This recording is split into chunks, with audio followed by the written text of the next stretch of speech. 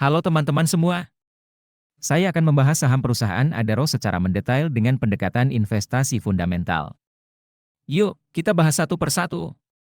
Dalam 1 tahun terakhir, pendapatan perusahaan Adaro mengalami penurunan sebesar minus 42,0% dari 136.286 miliar menjadi 95.990 miliar.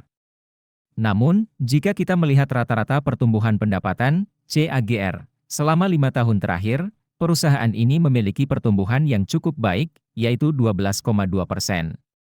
Ini menunjukkan bahwa perusahaan memiliki potensi untuk tumbuh dalam jangka panjang.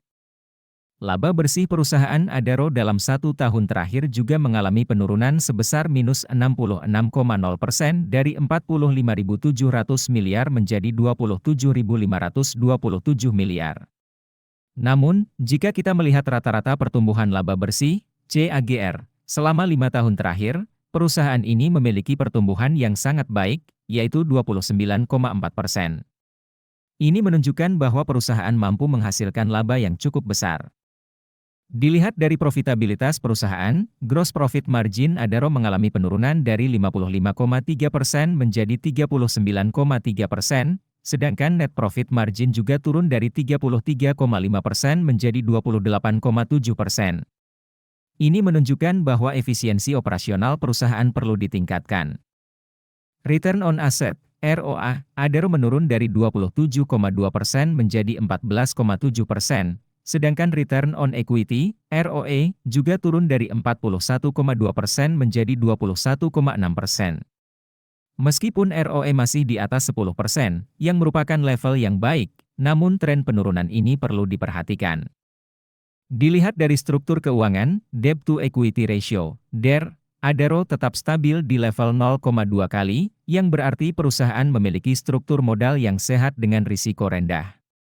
Berdasarkan skor kerangka investasi fundamental ala Warren Buffett, Adaro mendapatkan skor 5 dari 6 poin.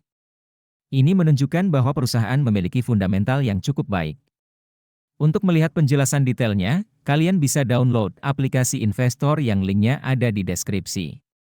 Jangan lupa tinggalkan komentar untuk saham yang akan dianalisa selanjutnya.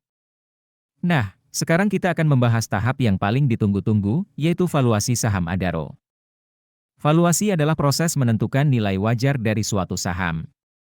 Margin of safety adalah selisih antara nilai wajar dengan harga saham saat ini. Ini penting untuk memastikan kita membeli saham dengan harga yang cukup murah dibandingkan nilai wajarnya. Berdasarkan valuasi menggunakan price to book, PB, BEN, nilai wajar saham Adaro adalah Rp3.184 per saham. Dengan harga saham saat ini Rp2.730 per saham, margin of safety-nya adalah 14,3%. Ini berarti saham Adaro saat ini masih cukup murah dibandingkan nilai wajarnya. Berdasarkan valuasi menggunakan price to earnings, P, BEN, nilai wajar saham Adaro adalah Rp6.181 per saham. Dengan harga saham saat ini Rp2.730 per saham, margin of safety-nya adalah 55,8%. Ini berarti saham Adaro saat ini sangat murah dibandingkan nilai wajarnya. Nah, teman-teman semua, itulah analisis saya terhadap saham Adaro. Ingatlah bahwa keputusan investasi adalah tanggung jawab masing-masing. Jadi, pastikan kalian melakukan analisis sendiri dan memahami risikonya sebelum memutuskan untuk berinvestasi.